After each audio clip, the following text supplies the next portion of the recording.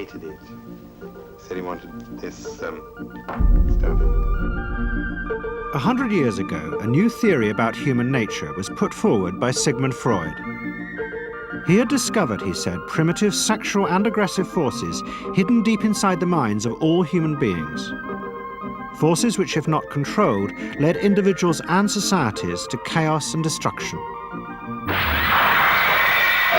This series is about how those in power have used Freud's theories to try and control the dangerous crowd in an age of mass democracy. At the heart of the story is not just Sigmund Freud, but other members of the Freud family.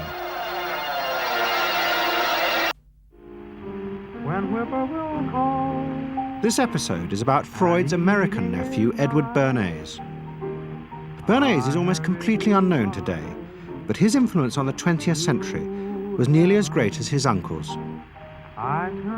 Because Bernays was the first person to take Freud's ideas about human beings and use them to manipulate the masses.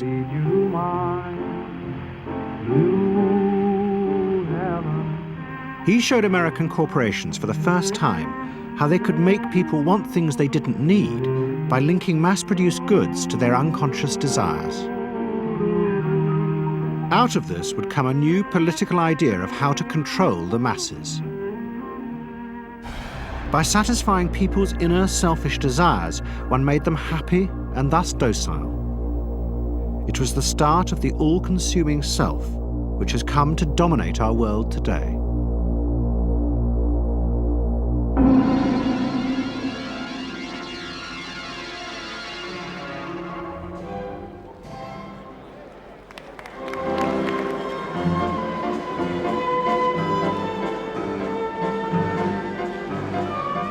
Freud's ideas about how the human mind works have now become an accepted part of society, as have psychoanalysts.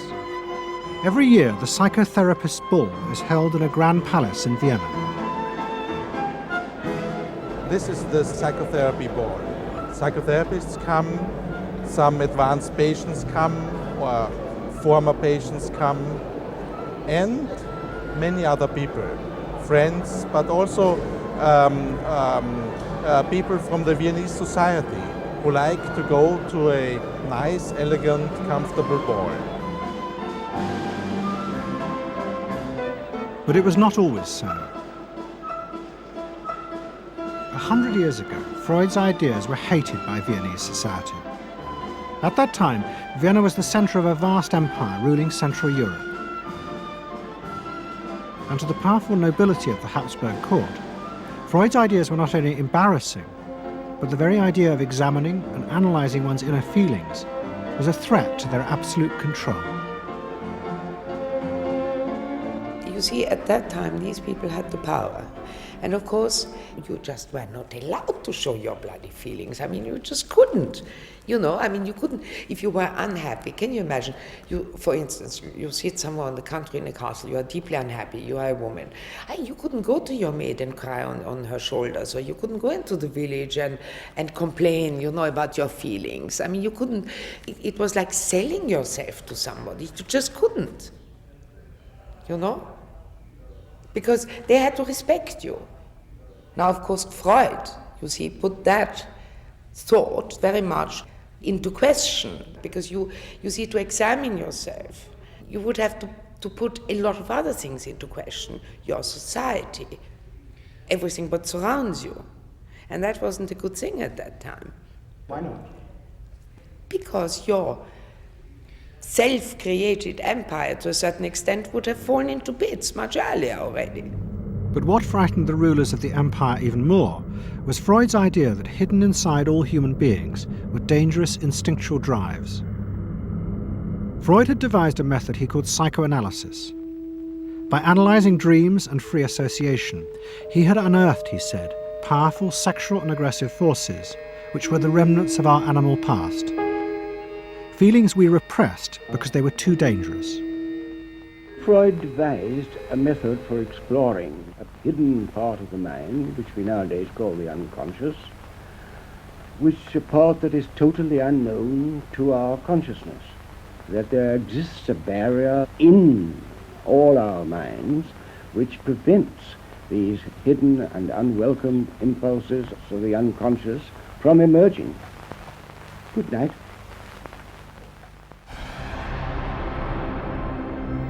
In 1914, the Austro-Hungarian Empire led Europe into war. As the horror mounted, Freud saw it as terrible evidence of the truth of his findings. The saddest thing, he wrote, is that this is exactly the way we should have expected people to behave, from our knowledge of psychoanalysis. Governments had unleashed the primitive forces in human beings, and no one seemed to know how to stop them.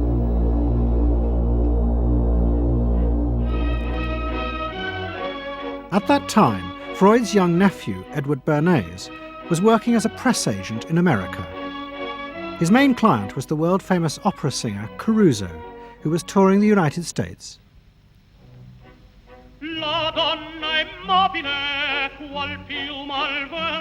Bernays' parents had emigrated to America 20 years before, but he kept in touch with his uncle and joined him for holidays in the Alps. But Bernays was now about to return to Europe for a very different reason. On the night that Caruso opened in Toledo, Ohio, America announced it was entering the war against Germany and Austria. As a part of the war effort, the US government set up a Committee on Public Information, and Bernays was employed to promote America's war aims in the press. The President, Woodrow Wilson, had announced that the United States would fight not to restore the old empires, but to bring democracy to all of Europe. And Bernays proved extremely skillful in promoting this idea, both at home and abroad. And at the end of the war, he was asked to accompany the President to the Paris Peace Conference. Then, to my surprise, they asked me to go over with Woodrow Wilson to the peace conference. And at the age of 26, I was in Paris for the entire time of the peace conference that was held in the suburb of Paris, and we worked to make the world safe for democracy. That was a big slogan. Wilson's reception in Paris astounded Bernays and the other American propagandists. Their propaganda had portrayed Wilson as a liberator of the people, a man who would create a new world in which the individual would be free. They had made him a hero of the masses. And as he watched the crowd surge around Wilson, Bernays began to wonder whether it would be possible to do the same type of mass persuasion, but in peacetime. When I came back to the United States, I decided that if you could use propaganda for war, you could certainly use it for peace. And propaganda got to be a bad word because of the Germans using it. So what I did was to try to find some other words. So we found the word Council on Public Relations. Bernays returned to New York and set up as a public relations counsel in a small office off Broadway. It was the first time the term had ever been used. Since the end of the 19th century, America had become a mass industrial society, with millions clustered together in the cities. Bernays was determined to find a way to manage and alter the way these new crowds thought and felt. To do this, he turned to the writings of his uncle Sigmund. While in Paris, Bernays had sent his uncle a gift of some Havana cigars. In return, Freud had sent him a copy of his general introduction to psychoanalysis. Bernays read it, and the picture of hidden irrational forces inside human beings fascinated him. He wondered whether he might make money by manipulating the unconscious. What Eddie got from Freud was indeed this idea that there is a lot more going on in human decision-making, not only among individuals, but even more importantly among groups, than this idea that information drives behavior. And so Eddie began to formulate this idea that you had to look at things that would play to people's irrational emotions And you see, that moved Eddie immediately into a different category from other people in his field and most government officials and managers of the day who thought if you just hit people with all this factual information, they would look at that and say, oh, of course. And Eddie knew that was not the way the world worked. Bernays set out to experiment with the minds of the popular classes. His most dramatic experiment was to persuade women to smoke. At that time, there was a taboo against women smoking, and one of his early clients, George Hill, the president of the American Tobacco Corporation, asked Bernays to find a way of breaking it. He said, we're losing half of our market because men have invoked a taboo against women smoking in public.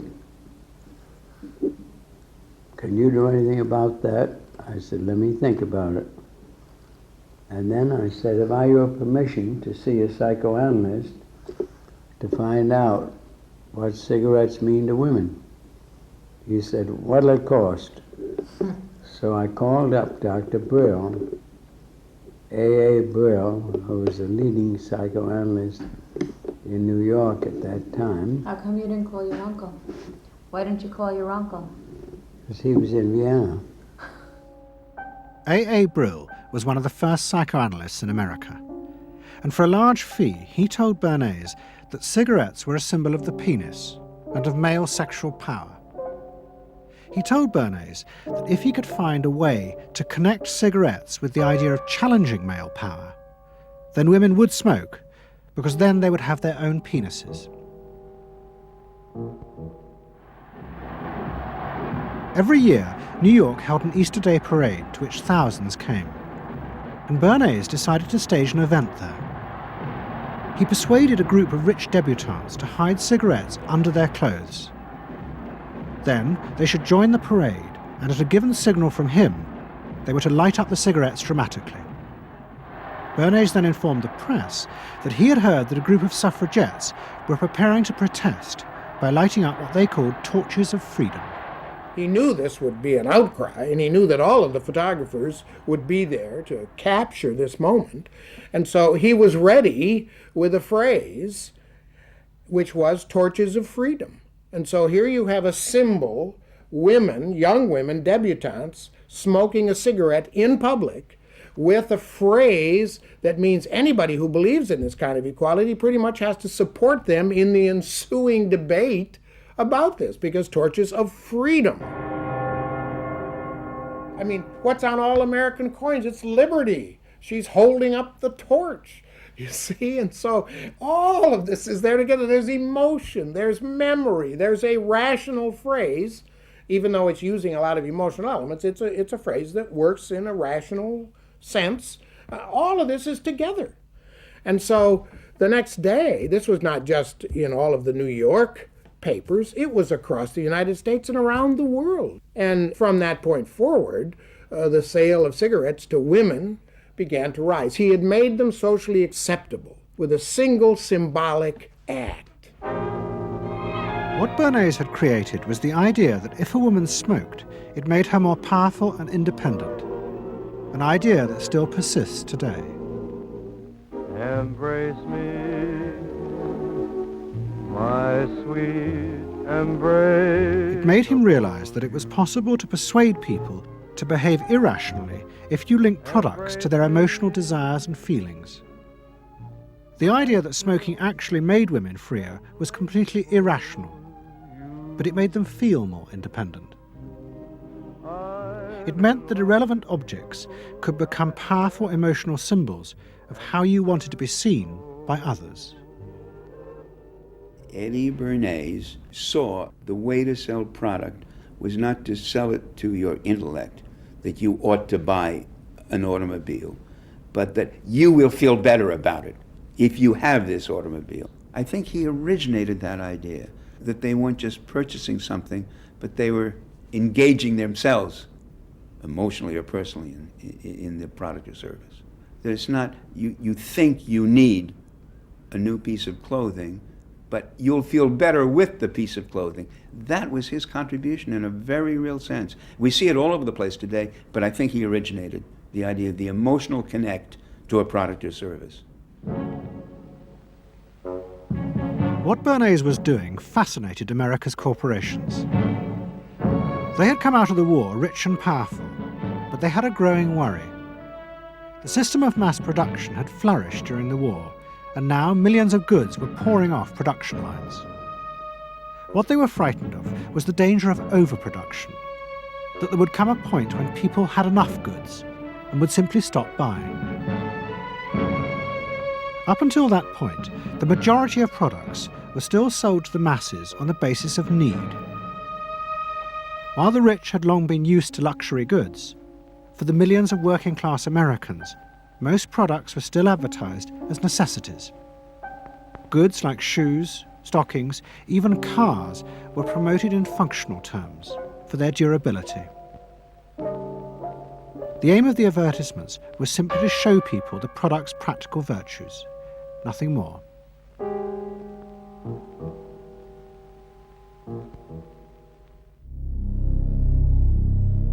What the corporations realized they had to do was transform the way the majority of Americans thought about products. One leading Wall Street banker, Paul Mazur of Lehman Brothers, was clear about what was necessary. "We must shift America," he wrote, "from a needs to a desires culture. People must be trained to desire, to want new things even before the old have been entirely consumed. We must shape a new mentality in America. Man's desires must overshadow his needs." Prior to that time, there was no American consumer. There was the American worker, and there was the American owner, and they manufactured and they saved and they ate what they had to, and the people shopped for what they needed. And while the very rich may have bought things they didn't need, most people did not. And Mazur envisioned a break with that, where you would have things that you didn't actually need, but you wanted, as opposed to needed. And the man who would be at the center of changing that mentality for the corporations was Edward Bernays. Bernays really is the guy within the United States, more than anybody else, who sort of brings to the table psychological theory as something that is an essential part of how, from the corporate side, of how we are going to appeal to the masses effectively. And the whole sort of merchandising establishment and sales establishment is ready for Sigmund Freud. I mean, they are ready for understanding what motivates the human mind. And so that there's this real openness to Bernays' techniques being used to sell products to the masses.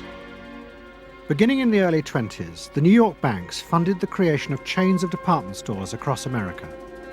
They were to be the outlets for the mass-produced goods, and Bernays' job was to produce the new type of customer. Bernays began to create many of the techniques of mass consumer persuasion that we now live with. He was employed by William Randolph Hearst to promote his new women's magazines, and Bernays glamorized them by placing articles and advertisements that linked products made by others of his clients to famous film stars like Clara Bow, who was also his client.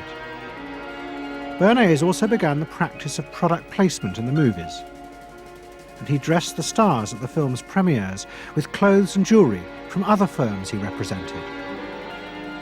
He was, he claimed, the first person to tell car companies they could sell cars as symbols of male sexuality. He employed psychologists to issue reports that said products were good for you and then pretended they were independent studies. He organized fashion shows in the department stores and paid celebrities to repeat the new and essential message: you bought things not just for need, but to express your inner sense of yourself to others. There's a psychology of dress. Have you ever thought about it? How it can express your character? You all have interesting characters, but some of them are all hidden. I wonder why you all want to dress always the same, with the same hats and the same coats. I'm sure all of you are interesting and have wonderful things about you, but looking at you in the street, you all look so much the same. And that's why I'm talking to you about the psychology of dress. Try and express yourselves better in your dress. Bring out certain things that you think are hidden. I wonder if you've thought of this angle of your personality. I'd like to ask you some questions. Why do you like short skirts? Oh, because there's more to see. More to see, eh? What good does that do you? What's my answer? It makes you more attractive. It does? In 1927, an American journalist wrote, "A change has come over our democracy. It is called consumptionism. The American citizen's first importance to his country is now no longer that of citizen, but that of consumer." The growing wave of consumerism helped in turn to create a stock market boom. And yet again, Edward Bernays became involved, promoting the novel idea that ordinary people should buy shares, borrowing money from banks he also represented. And yet again, millions followed his advice. He was uniquely knowledgeable about how people in large numbers are going to react to products and ideas and so on. But in political terms, if he were to go out, so I can't imagine that he could get 3 people to stand and listen. Wasn't particularly articulate, was a kind of funny looking, and didn't have any sense of reaching out for people one-on-one. None at all. He didn't think about people in groups of one, thought about people in groups of thousands. So I would have nothing to do with them. Hello? Bernays soon became famous as the man who understood the mind of the crowd. And in 1924, the president contacted him. President Coolidge was a quiet, taciturn man and had become a national joke. The press portrayed him as a dull, humorless figure. Bernays' solution was to do exactly the same as he had done with products. He persuaded 34 famous film stars to visit the White House. And for the first time, politics became involved with public relations. And I lined up these 34 people, and I'd say, "What's your name?" He'd say, "Al Jolson." I'd say, "Mr. President, Al Jolson." Next day, every newspaper in the United States had a front page story. President Coolidge entertains actors at White House. And the Times had a headline which said, "President nearly laughed." And everybody was happy. But while Bernays became rich and powerful in America, in Vienna his uncle was facing disaster. Like much of Europe, Vienna was suffering an economic crisis and massive inflation, which wiped out all of Freud's savings. Facing bankruptcy, he wrote to his nephew for help. Bernays responded by arranging for Freud's works to be published for the first time in America, and began to send his uncle precious dollars, which Freud kept secretly in a foreign bank account. He was Freud's agent, if you will, to get his books published. Well, of course, once the books were being published, Eddie couldn't help himself but promote these books, see that everybody read them, make them controversial, emphasize the fact that, do you know what Freud says about sex and what he says cigarettes are a symbol of, and so on and so forth? How do you suppose all those stories got out? Certainly the academics weren't spreading these around the country. Eddie Bernays was. Then, when Freud became accepted, well then, of course, to go to a client and say, "Well, Uncle Siggy," see, then that had some cachet. But notice there, first Eddie created Uncle Siggy in the U.S., made him acceptable, secondly, and thirdly, then capitalized on Uncle Siggy. Typical Bernays performance. Bernays also suggested that Freud promote himself in the United States. He proposed his uncle write an article for Cosmopolitan, a magazine that Bernays represented, entitled "A Woman's Mental Place in the Home." Freud was furious. Such an idea, he said, was unthinkable. It was vulgar, and anyway, he hated America. Freud was now becoming increasingly pessimistic about human beings.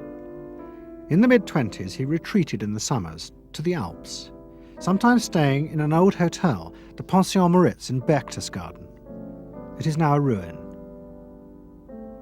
Freud began to write about group behavior, about how easily the unconscious aggressive forces in human beings could be triggered when they were in crowds.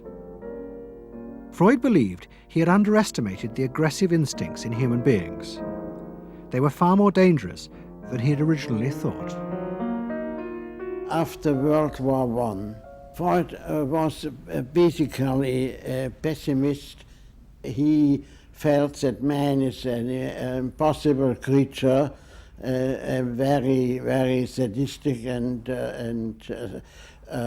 bad species, and did not believe that man can be improved. Man is a ferocious animal, the most ferocious animal that exists. They enjoy torturing and killing, and he didn't like man. The publication of Freud's works in America had an extraordinary effect on journalists and intellectuals in the 1920s. What fascinated and frightened them was the picture Freud painted of submerged, dangerous forces lurking just under the surface of modern society. Forces that could erupt easily to produce the frenzied mob which had the power to destroy even governments. It was this they believed had happened in Russia. To many, this meant that one of the guiding principles of mass democracy was wrong. The belief that human beings could be trusted to make decisions on a rational basis. The leading political writer, Walter Lippmann, argued that if human beings were in reality driven by unconscious, irrational forces, then it was necessary to rethink democracy. What was needed was a new elite who could manage what he called the bewildered herd. This would be done through psychological techniques that would control the unconscious feelings of the masses. So here you have Walter Lippmann, probably the most influential political thinker in the United States, who is essentially saying that the basic mechanism of the mass mind is unreason, is irrationality, is animality. He believes that the mob in the street, which is how he sees ordinary people, are people who are driven not by their minds but by their spinal cords. The notion of kind of animal drives, unconscious instinctual drives lurking beneath the surface of civilization. And so they started looking towards psychological science as a way of understanding the mechanisms by which the popular mind works, specifically with the goal of figuring out how to understand how to apply those mechanisms to strategies for social control. Edward Bernays was fascinated by Lippmann's arguments, and also saw a way to promote himself by using them. In the 1920s, he began to write a series of books which argued that he had developed the very techniques Lippmann was calling for. By stimulating people's inner desires and then sating them with consumer products, he was creating a new way to manage the irrational force of the masses. He called it the engineering of consent. Democracy, to my father, was a wonderful concept, but I don't think he felt that all those publics out there had reliable judgment, and that they very easily might vote for the wrong man or want the wrong thing, so that they had to be guided from above. It's enlightened despotism in a sense. You appeal to their desires and their unrecognized longings, that sort of thing. That you can tap into their deepest desires or their deepest fears and use that to your own purposes. And then, in 1928, a president came to power who agreed with Bernays. President Hoover was the first politician to articulate the idea that consumerism had become the central motor of American life. After his election, he told a group of advertisers and public relations men, "You have taken over the job of creating desire and have transformed people into constantly moving happiness machines. Machines which have become the key to economic progress." What was beginning to emerge in the 1920s was a new idea of how to run mass democracy. At its heart was the consuming self, which not only made the economy work, but was happy and docile, and so created a stable society.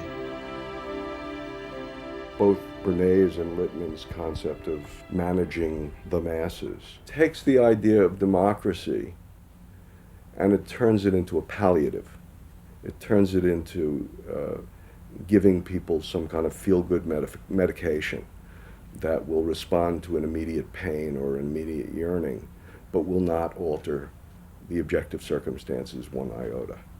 I mean, democracy really, the idea of democracy at its heart was about changing the relations of power that had governed the world for so long. And Bernays' concept of democracy was one of maintaining the relations of power, even if it meant that one needed to sort of stimulate the psychological lives of the public. And in fact, in his mind, that was what was necessary. That if you can keep stimulating the irrational self, then leadership can basically go on doing what it wants to do. Bernays now became one of the central figures in a business elite that dominated American society and politics in the 1920s. He also became extremely rich and lived in a suite of rooms in one of New York's most expensive hotels, where he gave frequent parties.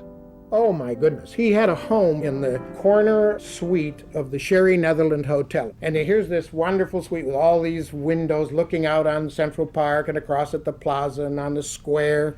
And he would use this place to hold a soiree. The mayor would come. All the media leaders would come, the political leaders, the business leaders, the people in the arts. I mean, it was a who's who. People wanted to know Eddie Bernays because, you know, he himself became a sort of a famous man, a sort of a magician who could make these things happen. He knows everybody. He knows the mayor and he knows the senator, and he calls politicians on the telephone as if he did get literally a high or a bang out of doing what he did. And that's fine, but it can be a little hard on the people around you, especially when you make other people feel stupid. People who worked for him were stupid, and children were stupid, and if people did things in a way that he wouldn't have done them, they were stupid. It was a word that he used over and over and over, dope and stupid. And the masses? They were stupid.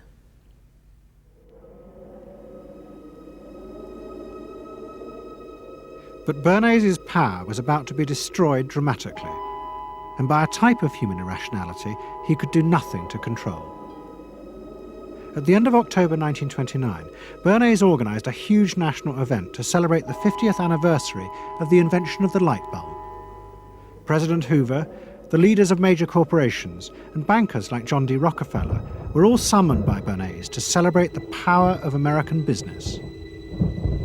But even as they gathered, news came through that shares on the New York Stock Exchange were beginning to fall catastrophically. Throughout the 1920s, speculators had borrowed billions of dollars. The banks had promoted the idea that this was a new era where market crashes were a thing of the past. But they were wrong. What was about to happen was the biggest stock market crash in history. Investors had panicked and begun to sell in a blind, relentless fury that no reassurance by bankers or politicians could halt. And on the 29th of October 1929, the market collapsed.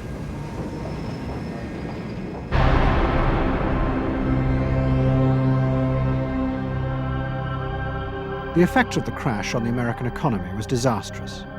Faced with recession and unemployment, millions of American workers stopped buying goods they didn't need.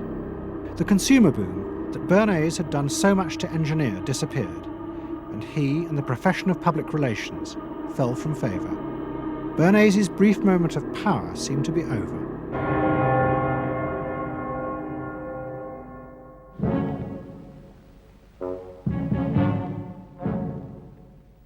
The effect of the Wall Street crash on Europe was also catastrophic.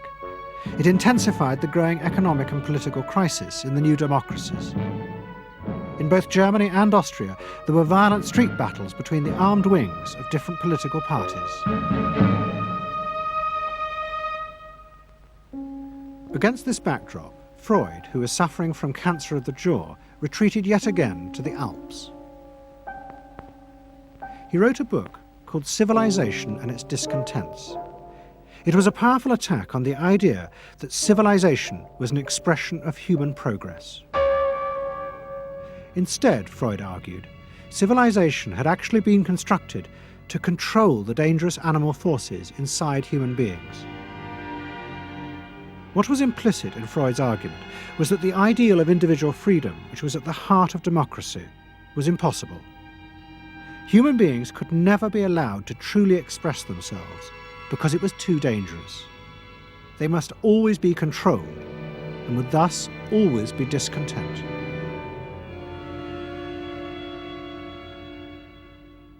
Man doesn't want to be civilized, and he is civilization brings discontent, but it's necessary to survival.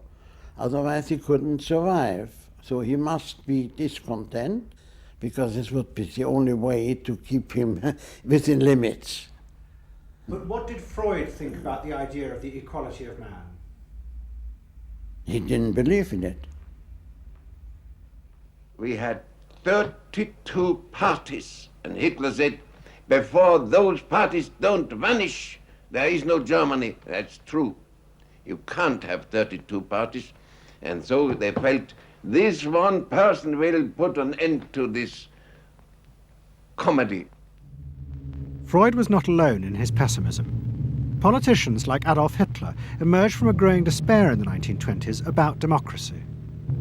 The Nazis were convinced that democracy was dangerous because it unleashed a selfish individualism, but didn't have the means to control it. Hitler's party, the National Socialists, stood in elections, promising in their propaganda that they would abandon democracy because of the chaos and unemployment it led to. Die Parteien versprachen den Himmel auf Erden.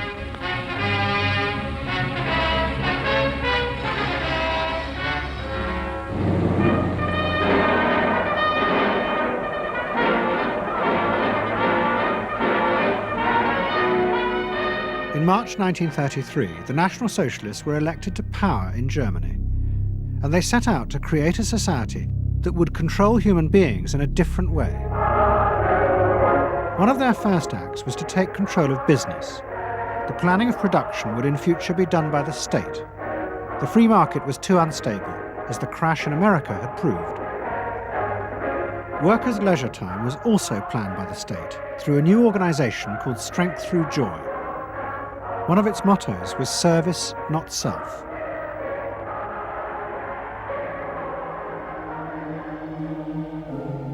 But the Nazis did not see this as a return to an old form of autocratic control. It was a new alternative to democracy, in which the feelings and the desires of the masses would still be central, but they would be channeled in such a way as to bind the nation together. The chief exponent of this was Joseph Goebbels, the Minister of Propaganda. Es mag gut sein, Macht zu besitzen, die auf Gewehren ruht. Besser aber und beglückender ist es, das Herz eines Volkes zu gewinnen und es auch zu behalten. Goebbels organised huge rallies whose function, he said, was to forge the mind of the nation into a unity of thinking, feeling and desire. One of his inspirations, he told an American journalist, was the writings of Freud's nephew, Edward Bernays. In his work on crowd psychology, Freud had described how the frightening irrationality inside human beings could emerge in such groups. The deep, what he called libidinal forces of desire, are given up to the leader, while the aggressive instincts are unleashed on those outside the group. Freud wrote this as a warning, but the Nazis were deliberately encouraging these forces because they believed they could master and control them. Well, Freud was saying that masses are bound by libidinal forces. They love each other and delegate their ideas and their feelings to the chap on top. What are libidinal forces? What are libidinal forces? Well, forces of love. Not hate? No. Hate is delegated to the others outside.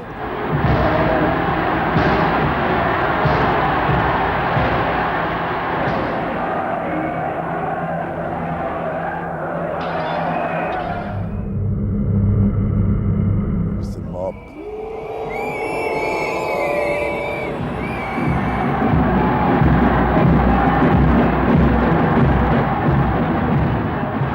I could see from afar, looking up Wilhelmstraße towards Unter den Linden, how those 100,000 of people, when they passed Hitler, they just became completely delirious. They began to shout these cries I will never get out of my ears. Heil, Sieg, Heil. They demented. And here I got confirmation how those irrational forces, uncontrollable forces in Germany, in the Germans, had erupted, had broken out, were running riot, were departing, marching on.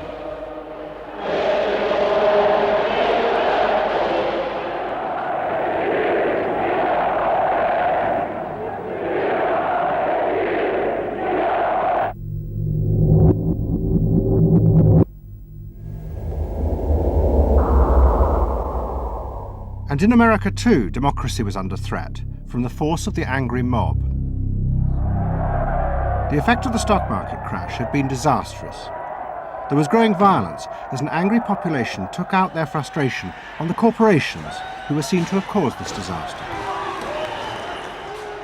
Then, in 1932, a new president was elected who was also going to use the power of the state to control the free market. But his aim was not to destroy democracy, but to strengthen it. And to do this, he was going to develop a new way of dealing with the masses. I am prepared, under my constitutional duty, to recommend the measures that a stricken nation in the midst of a stricken world may require. But in the event that the national emergency is still critical, I shall not evade the clear course of duty that will then confront me. I shall ask the Congress for the one remaining instrument to meet the crisis: broad executive power.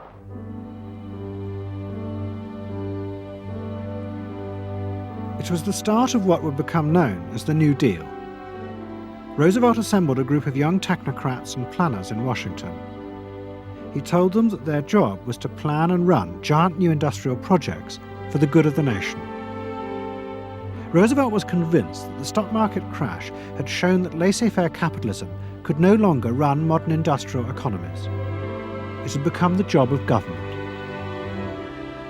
Big business was horrified, but the New Deal attracted the admiration of the Nazis, especially Joseph Goebbels. Wir betrachten die wirtschaftliche Entwicklung in Amerika mit dem allergrößten positiven Interesse. Und wir sind dort der festen Überzeugung, dass Präsident Roosevelt und seine Berater auf dem richtigen Wege sind. Es handelt sich in der Tat um das größte wirtschaftliche und soziale Problem aller Zeiten. Die vielen Millionen Arbeitslosen, die ihre Plätze an den Maschinen und in den Kontoren verloren haben, wieder an ihre alten Arbeitsstellen zurückzuführen. Das kann nicht allein der privaten Initiative überlassen werden. Ausschlaggebend ist, dass die öffentliche Hand mit positiven Maßnahmen eingreift. But although Roosevelt, like the Nazis, was trying to organize society in a different way, unlike the Nazis, he believed that human beings were rational and could be trusted to take an active part in government. Roosevelt believed it was possible to explain his policies to ordinary Americans and take into account their opinions. To do this, he was helped by the new ideas of an American social scientist called George Gallup. Favorite reading of New Deal Washington, the survey of U.S. public opinion. From offices at Princeton, New Jersey, a famed statistician, Dr. George Gallup, tells Washington from week to week what the nation is thinking. And in New York, Fortune magazine's analyst, Elmo Roper, compiles for publication a continuous record of the nation's approval or disapproval of how the country is being run. Gallup and Roper rejected Bernays' view that human beings were at the mercy of unconscious forces and so needed to be controlled. Their system of opinion polling was based on the idea that people could be trusted to know what they wanted. They argued that one could measure and predict the opinions and behaviour of the public if one asked strictly factual questions and avoided manipulating their emotions. Well, how about this one? Do you think Franklin D. Roosevelt's New Deal has been bad for the nation in general? No, that question's loaded. It automatically suggests an answer. Well, how about this? Is your present feeling toward President Roosevelt one of general approval or general disapproval? That's better. Prior to scientific polling, the view of many people was that you couldn't trust public opinion. It was irrational, that it was ill-informed, it was chaotic, unruly, and so forth. And so that opinion should be dismissed. But with scientific polling, I think it established very clearly that people are rational, that they do make good decisions, and this offers democracy a chance to be truly informed by the public, giving everybody a voice in the way the country is run. I know my father wouldn't necessarily say the voice of the public is the voice of God, but he did feel very much that the voice of the people is a rational voice and should be heard. What Roosevelt was doing was forging a new connection between the masses and politicians. No longer were they irrational consumers who were managed by sating their desires. Instead, they were sensible citizens who could take part in the governing of the country. In 1936, Roosevelt stood for re-election. He promised further control over big business. To the corporations, it was the beginning of a dictatorship.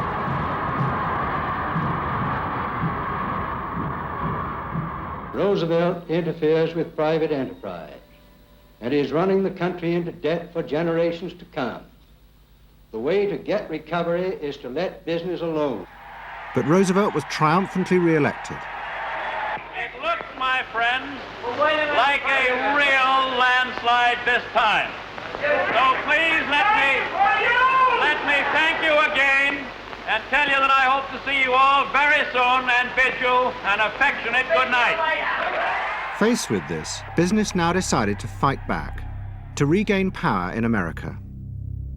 At the heart of the battle would be Edward Bernays and the profession he had invented, public relations.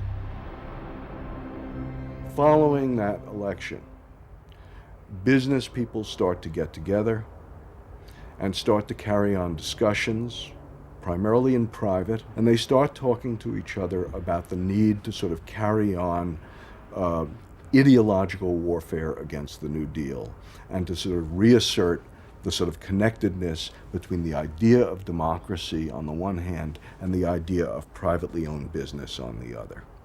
And so, under the umbrella of an organization which still exists, which is called the National Association of Manufacturers, and whose membership included all of the major corporations of the United States, a campaign is launched explicitly designed to create emotional attachments between the public and big business.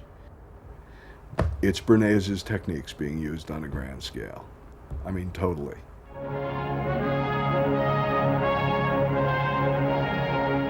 The General Motors Parade of Progress, traveling the high roads and byroads of America, bringing to millions of Americans in their own hometown the fascinating story behind modern industry, showing... The campaign set out to show dramatically that it was business, not politicians, who had created modern America. Better mode of living for all of us. Bernays was an advisor to General Motors, but he was no longer alone. The industry he had founded now flourished as hundreds of public relations advisors organized a vast campaign. They not only used advertisements and billboards, but managed to insinuate their message into the editorial pages of the newspapers. It became a bitter fight. In response to the campaign, the government made films that warned of the unscrupulous manipulation of the press by big business. And the central villain was the new figure of the public relations man. They tried to achieve their ends by working entirely behind the scenes, corrupting and deceiving the public. The aims of such groups may be either good or bad, so far as the public interest is concerned, but their methods are a grave danger to democratic institutions. The films also showed how the responsible citizen could monitor the press themselves.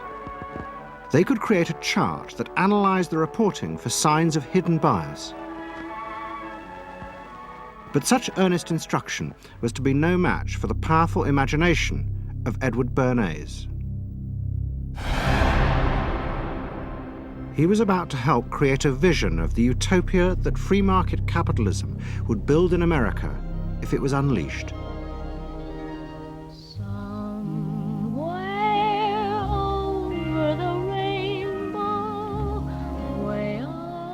In 1939, New York hosted the World's Fair. Edward Bernays was a central advisor. He insisted that the theme be the link between democracy and American business.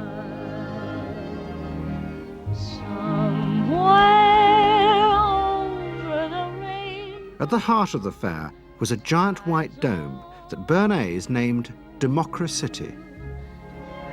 And the central exhibit was a vast working model of America's future, constructed by the General Motors Corporation. To my father, the World's Fair was an opportunity to keep the status quo, that is, capitalism, in a democracy. Democracy and capitalism, that marriage, right, linking, just like that.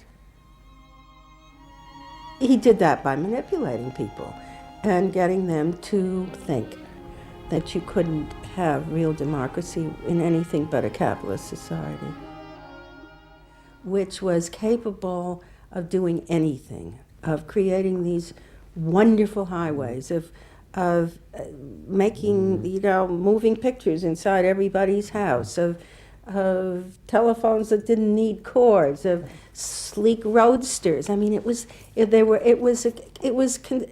consumerist, but at the same time, you inferred that in a funny way, democracy and capitalism went together.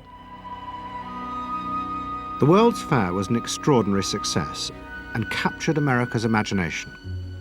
The vision it portrayed was of a new form of democracy, in which business responded to people's innermost desires in a way politicians could never do. But it was a form of democracy that depended on treating people not as active citizens, as Roosevelt did, but as passive consumers. Because this, Bernays believed, was the key to control in a mass democracy. It's not that the people are in charge, but that the people's desires are in charge. The people are not in charge. The people exercise no decision-making power within this environment. So democracy is reduced from something which assumes an active citizenry to the idea of the public as passive consumers. Driven primarily by instinctual or unconscious desires, and that if you can in fact trigger those needs and desires, you can get what you want from them. But this struggle between the two views of human beings as to whether they were rational or irrational was about to be dramatically affected by events in Europe. Events that would also change the fortunes of the Freud family. In March 1938, the Nazis annexed Austria. It was called the Anschluss. Hitler arrived in Vienna to an extraordinary outpouring of mass adulation.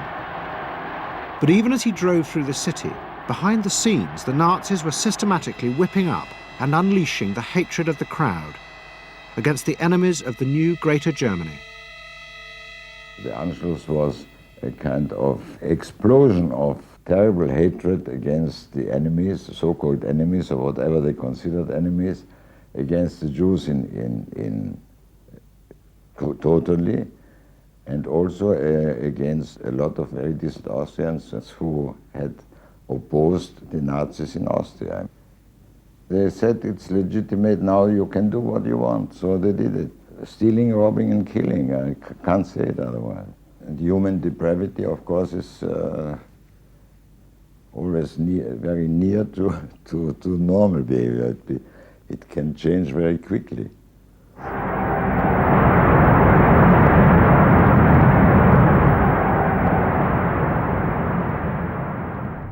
As the violence and assassinations raged in Vienna, Freud decided he had to leave. His aim was to go to Britain, but he knew that Britain, like many countries, was refusing entry to most Jewish refugees. But help came from the leading psychoanalyst in Britain, Ernest Jones. He was in the same ice skating club as the Home Secretary, Sir Samuel Hoare, and Jones persuaded Hoare to issue Freud a British work permit. And in May 1938, Freud, his daughter Anna, and other members of his family set off for London.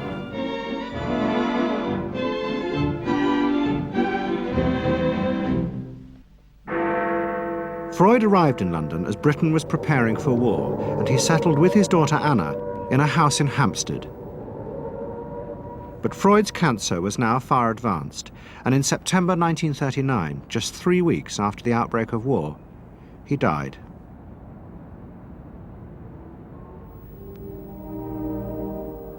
The Second World War would utterly transform the way governments saw democracy and the people they governed. Next week's programme will show how the American government, as a result of the war, became convinced there were savage, dangerous forces hidden inside all human beings, forces that needed to be controlled. The terrible evidence from the death camps seemed to show what happened when these forces were unleashed.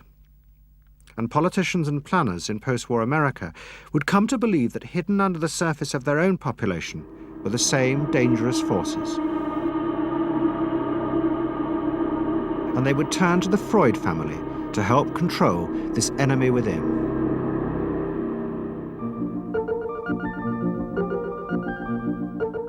And ever adaptable, Edward Bernays would work not just for the American government, but the CIA.